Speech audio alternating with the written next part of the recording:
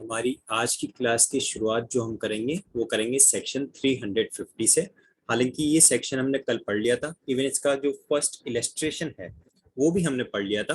But हमारी आज की क्लास की जो शुरुआत है that will be from section 350।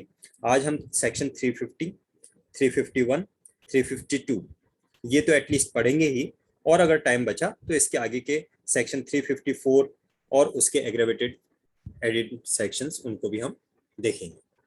शुरू करते हैं। सेक्शन 350 बताता है, डिफाइन भी करता है regarding the criminal force. Criminal force किससे कहा जाएगा? सो whoever intentionally uses force to any person। अगर बात की जाए कि फोर्स किसे कहा जाता है तो उसके लिए आप सेक्शन 349 को रेफर कर सकते हैं। जस्ट इसका प्रीसीडिंग सेक्शन जो है that defines actually regarding the force, लेकिन from the examination point of view that is not important. So whoever intentionally uses force to any person without that person's consent, तो सबसे पहला important word यहाँ पे क्या आता है, इसका ingredient जो आता है आपका, that is without the person's consent, right? इसके बाद में in order to committing any offense, और जो ऑब्जेक्ट है वो क्या है, या तो कोई ऑफेंस कमिट करना और या फिर नोइंगली उस पर्सन के ऊपर या तो कुछ इंजरी, फियर या फिर अनोयंस कॉज करना, right? whoever intentionally uses force to any person without that person's consent, उस पर्सन की अनुमति सहमति के बिना, अनुमति नहीं आएगा सहमति, उस पर्सन की सहमति के बिना उसके ऊपर अगर वो फोर्स यूज कर रहा है, और in order to committing any offence, offence commit करने के ऑब्जेक्ट से, और intending by the use of such force to cause, or knowing it to be likely that by the use of such force he will cause injury, fear or annoyance to the person to whom the force is used is said to use criminal force to that other person। तो ऐसे situation, ऐसे वाले काम को, ऐसे act को कहा जाएगा कि क्रिमिनल फोर्स है। जब भी कोई पर्सन किसी अदर पर्सन पे इंटेंशनली फोर्स का यूज करेगा without the concern, with committing an offence और विद कॉजिंग इंजरी, फियर और अनॉयंस, तो उसको क्रिमिनल फोर्स की कैटेगरी में लिया जाएगा। मैं कल भी आप लोगों से कहा था कि सेक्शन 350 के जो इलस्ट्रेशंस हमें दे रखे हैं यहाँ पे बहुत इंपॉर्टेंट हैं एग्जामिनेशन पॉइंट ऑफ व्यू से। पर्टिकुलरली प्रीलिम्स की अगर मैं बात करूं तो प्रिलिमिनरी एग्जामिनेशन में डायरेक्टली आपसे ये इलस्ट्रेशंस पूछे जाते हैं। तो एक बार क्विक रिव्यू हम इन इलस्ट्रेशंस का ले लेते हैं। सबसे पहले आता है इलस्ट्रेशन नंबर ए, जो बताता है कि एक पर्सन था, वो नाव में बैठा हुआ था नदी किनारे, नाव पानी से बंधी, सॉरी नदी किनारे नाव जो है रस्सी से बंधी हुई थी और उसमें वो बैठा था। ए आता है और बिना, ए आता है और उस रस्सी को तोड़ देता, काट देता है और उस नाव को पानी में बहने के लिए छोड़ देता है। अब अगर ए ने ऐसा काम जो किया है बिना जेड की इंटेंशन से किया है, और इस इंटेंशन से किया है कि ये जेड को किसी तरह का इंजरी कॉज करे, किसी तरह का अनोयंस कॉज करे या किसी तरह का फियर कॉज करे, तो ये माना जाएगा कि ए ने जेड के अगेंस्ट में क्रिमिनल फोर्स का यूज किया है। अगर उसने विदाउट कंसेंट ऑफ जेड किया है और इस इंटेंशन से किया है कि ये जेड को फियर, इंजरी या फिर अनोयंस कॉज करे या कोई ऑफेंस इसके साथ कमिट हो जाए, तो ऐसे में ये माना जाएगा that A has used criminal force to Z. ठीक है, नेक्स्ट इलस्ट्रेशन देखें आप। इलस्ट्रेशन नंबर बी क्या कहता है? Z is riding in a chariot, एक रथ पे निकल रहा है, चला रहा है उसे। ए लैशेस जेड्स हॉर्स, आप लोग थोड़ा सा, A lashes Z's horses and thereby causes them to quicken their pace। Chariot कौन चला रहा है, रथ कौन चला रहा है? जेड चला रहा है उसे।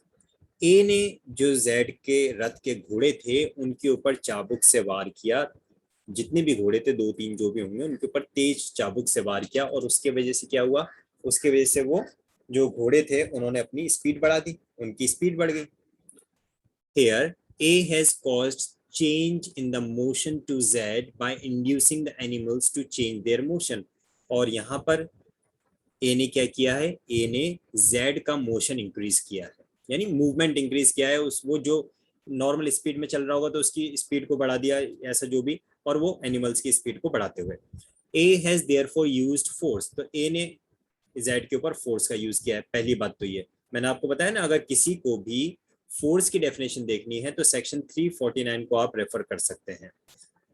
और अगर यही सारा फोर्स उसने किसी ऐसे इंटेंशन से किया है कि कोई ऑफेंस कमिट हो जाए, या फिर कोई इंजरी कॉज हो जाए, या फिर कोई फियर कॉज हो जाए, या अनोयंस कॉज हो जाए जेड को, या फिर विदाउट जेड की कंसेंट की किया है, तो फिर ये माना जाएगा कि ए ने जो किया वो सिंपली फोर्स नहीं था, बल्कि क्या था, वो क्रिमिनल फोर्स था। So this is the difference between the force and criminal force, कि जहां पे फोर्स का यूज किया गया है without the persons concern, with the object of committing any offence, with the object of causing any injury, fear or annoyance, तो फिर वो फोर्स किस में कन्वर्ट हो जाता है, वो क्रिमिनल फोर्स में कन्वर्ट हो जाता है।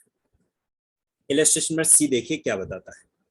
Z is riding in a palanquin, ठीक है, एक पालकी में उसको ले जा रहे हैं।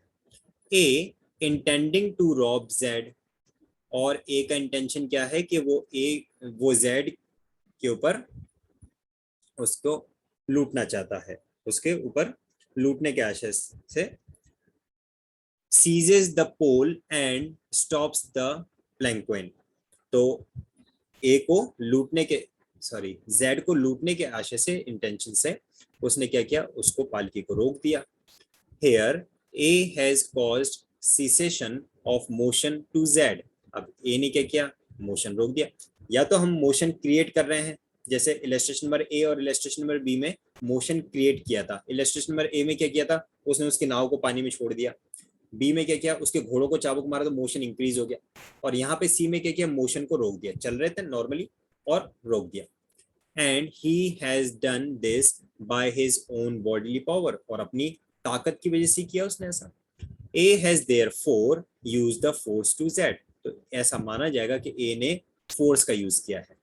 और यही फोर्स अगर विद इंटेंशन किया है, विदाउट जेड्स कंसेंट किया है, and with the order of committing any offence किया है, या फिर क्रिएटिंग एनी अनोयंस इंजरी और फियर किया है, तो फिर ये माना जाएगा कि ये वाला जो फोर्स था ये एक क्रिमिनल फोर्स हो गया है, राइट। नेक्स्ट हमारे पास में इलस्ट्रेशन डी है। इलस्ट्रेशन नंबर डी को आप लोग पढ़ना अपने आप से, राइट। अभी मैं इसके बाद में नेक्स्ट आपको इलस्ट्रेशन नंबर ई करवा रहा हूँ, जो ज्यादा इंपॉर्टेंट है। इलस्ट्रेशन नंबर डी भी आपको पढ़ना जरूर है, बट ए बी सी ई ये ज्यादा इंपॉर्टेंट में, इवन ये एग्जामिनेशन में आ चुके हैं, तो इनको आप ज्यादा ध्यान से पढ़ें। इलस्ट्रेशन नंबर ई हम देख रहे हैं। ए थ्रोज अ स्टोन, ए ने एक पत्थर फेंका, intending or knowing it to be likely that the stone will be thus brought into contact with Z, ए ने एक पत्थर फेंका और इस इंटेंशन से और इस जानकारी से, इंटेंशन भी है और नॉलेज भी है, इस इंटेंशन से और इस नॉलेज से कि ये जो पत्थर है ये Z के कांटेक्ट में आएगा, और विद Z's क्लोथ्स, या फिर Z के कपड़ों से टकराएगा, और with something carried by Z, या फिर जेड कुछ साथ में लेके जा रहा है उस चीज से ये टकराएगा, और that it will strike water and dash up the water against Z, या फिर जेड के आसपास कोई थोड़ा बहुत पानी वानी इकट्ठा हुआ होगा, उस पानी में गिरेगा तो जेड के ऊपर पानी के छींटे लगेंगे, right. Dash water against Jades clothes और समथिंग कैरिड बाय जेड, या फिर जो सामान जेड लेके जा रहा है उसके ऊपर पानी गिरेगा। Here, if the throwing of the stone produce the effect of causing any substance to come into contact of Z, अब ये जो इसने स्टोन फेंका था, इससे अगर किसी भी तरह का कांटेक्ट क्रिएट होता है Z के साथ में, जो जो ऊपर सारे कहे गए थे, डायरेक्टली Z को वो स्टोन लगता है, Z के कपड़ों पे लगता है, Z के सामान पे लगता है जो साथ में वो लेके जा रहा है, पानी में गिरता है जिसकी वजह से उसके ऊपर पानी की छींटे वगैरह लगे, और Z's cloth, right? A has used force to Z, तो ऐसा माना जाएगा A ने Z के अगेंस्ट में फोर्स का यूज किया। And if he did so without Z's consent, intending thereby to injure, frighten or annoy Z, he has used criminal force to Z, और अगर उसने यही बिना Z की कंसेंट के किया है और ऐसी इंटेंशन से किया है कि या तो कोई ऑफेंस कमिट हो जाएगा या फिर कोई इंजरी या फिर फियर या अनोयंस क्रिएट करने के ऑब्जेक्ट से किया है, तो फिर ऐसा माना जाएगा कि ये फोर्स नहीं बल्कि ये क्रिमिनल फोर्स, राइट। इसके बाद में अब हम डायरेक्टली मूव ऑन कर रहे हैं सेक्शन नंबर 351 की तरफ। सेक्शन 350 के इलस्ट्रेशंस को मैं बार बार कह रहा हूं कि आप लोग अच्छी तरह से रीड करना, तैयार करना। सेक्शन नंबर 351 डिफाइन करता है असॉल्ट को। whoever makes assault, जिसको हम हिंदी में कहते हैं हमला करना, किसी व्यक्ति के ऊपर हमला करना, तो whoever makes any gesture or any preparation intending, तो या तो कोई जेस्चर ऐसा क्रिएट किया, कोई भाव भंगिमा या ऐसी कोई तैयारी की है, intending or knowing it to be likely that such gesture or preparation will cause any person present to apprehend that he who makes that gesture or preparation is about to use criminal force. Apprehension होगा, ऐसा सिर्फ apprehension होगा उसको, to that person is said to commit an assault. मैं इसका एक simple सा आपको एग्जांपल देता हूं और आप मुझे बताएंगे कि आपको ये चीज समझ में आया या नहीं, और बिल्कुल क्लियर उससे हो जाएगा। मैंने किसी एक पर्सन के सामने खड़ा हूं मैं, और उस पर्सन को थप्पड़ मारने का इशारा किया। एक पर्सन के सामने मैं खड़ा हूं और उसको मैंने थप्पड़ मारने का इशारा किया। I just given a gesture to slap that person. It will be counted that I have created an assault. I have committed an assault of 351 as defined under 351. और वो slap मैंने उसको कर दिया, जैसे ही मैंने वो थप्पड़ उसको मार दिया, now I have created a criminal force. I have used the criminal force. मैंने सिर्फ उसकी तरफ ऐसा इशारा किया था जिसकी वजह से उसको डर क्रिएट हुआ था।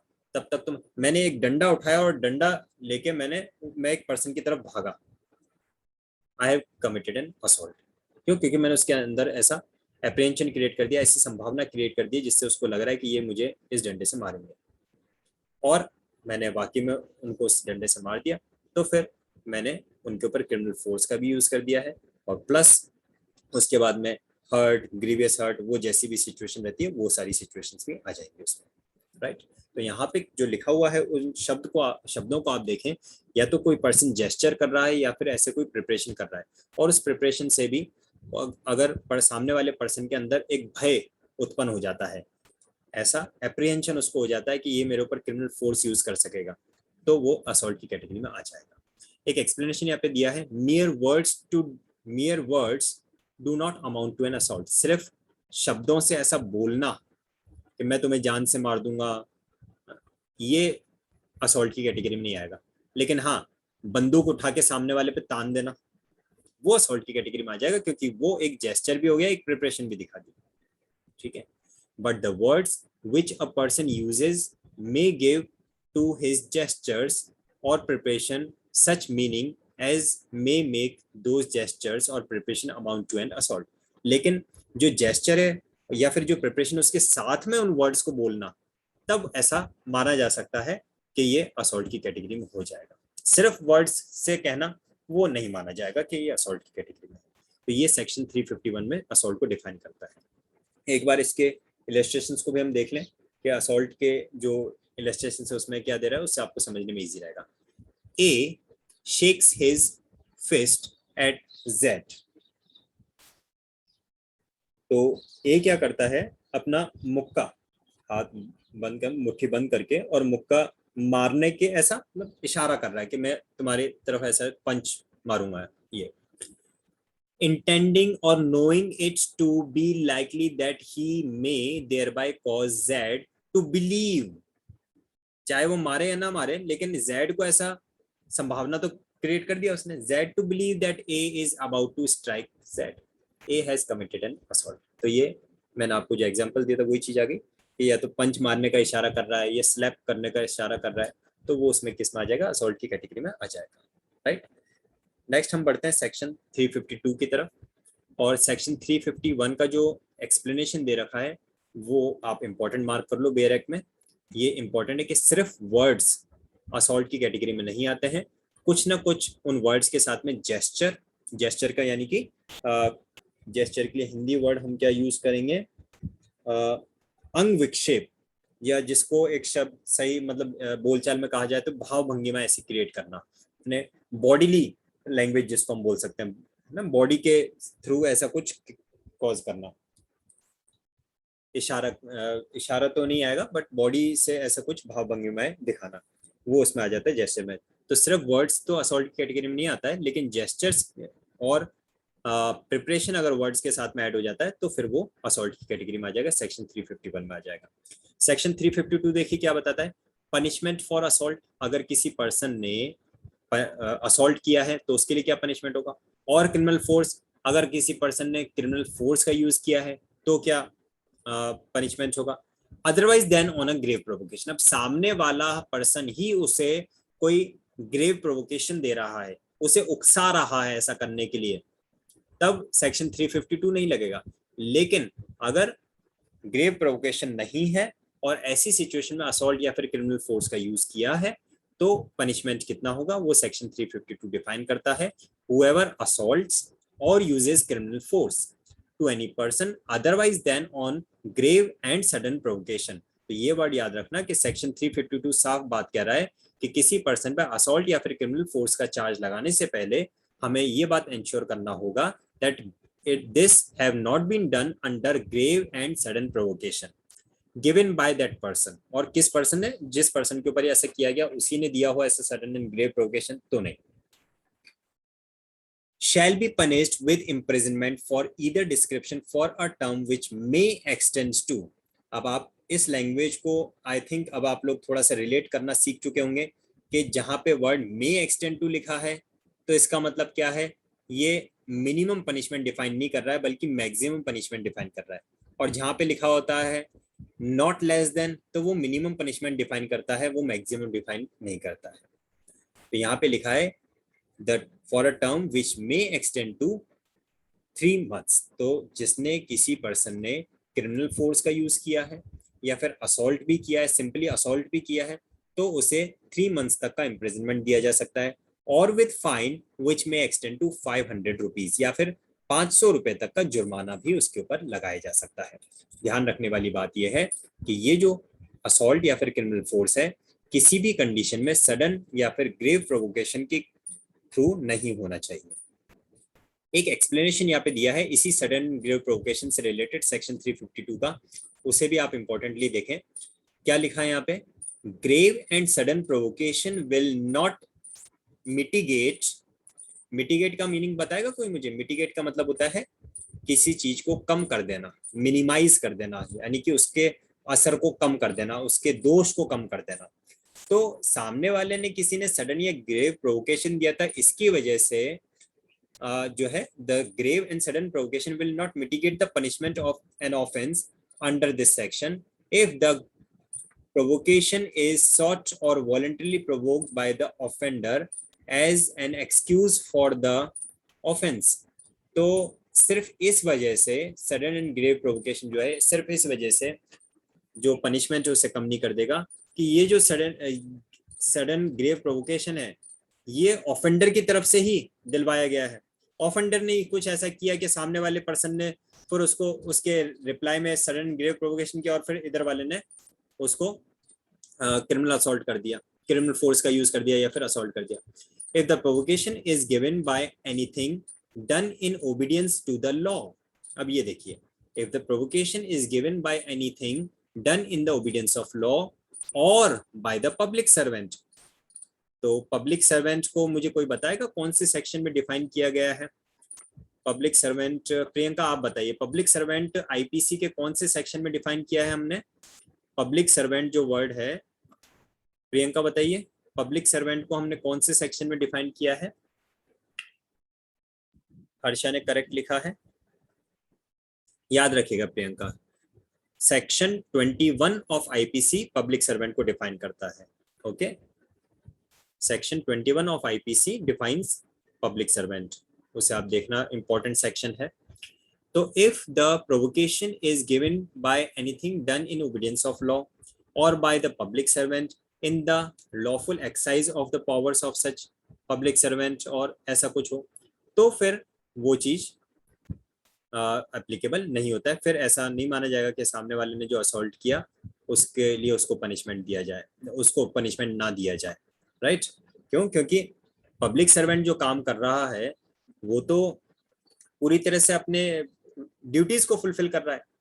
तो ऐसे ने अगर कुछ किया है तो उसको आप कहते हैं इसने तो मुझे प्रोवोक किया था, इस वजह से मैंने ना इसके ऊपर क्रिमिनल फोर्स का यूज किया, नहीं, वो माना नहीं जाएगा। तो यहाँ पे साफ साफ लिखा है, sudden and grave provocation will not mitigate the punishment for the offence under this section if the provocation is sought और voluntarily provoked by the offender as an excuse for the offense, or if the provocation is given by anything done in obedience to the law or by the public servant in the lawful exercise of the other of the powers of such public servant, or if the provocation is given by anything done in lawful exercise of the rights to private defense, किसी private defense का use करते हुए अगर provocation दिए गए, तो इन situations में क्या आ जाएगा, ये इसके पनिशमेंट को कम नहीं कर देता है।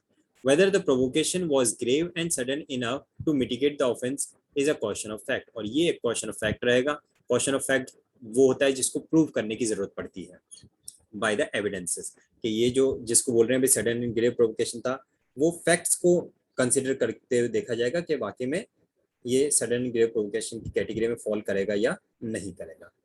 तो ये हमने डिस्कस किए आज सेक्शन 350, सेक्शन 351 और सेक्शन 352। सेक्शन 350 डिफाइन करता है क्रिमिनल फोर्स को, सेक्शन 351 डिफाइन करता है असॉल्ट को, और सेक्शन 352 बताता है कि क्रिमिनल फोर्स और असॉल्ट के लिए पनिशमेंट कितना होगा।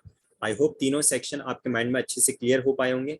अगर कोई कंफ्यूजन, कोई डाउट है तो आप अभी पूछ सकते हैं, अदरवाइज हम अपनी नेक्स्ट क्लास जो शाम को होगी 9:30 बजे, उसमें हम सीआरपीसी से कंटिन्यू करेंगे, और आईपीसी का जो आगे के प्रोविजंस है वो हम अपनी कल की क्लास में कंटिन्यू रखेंगे।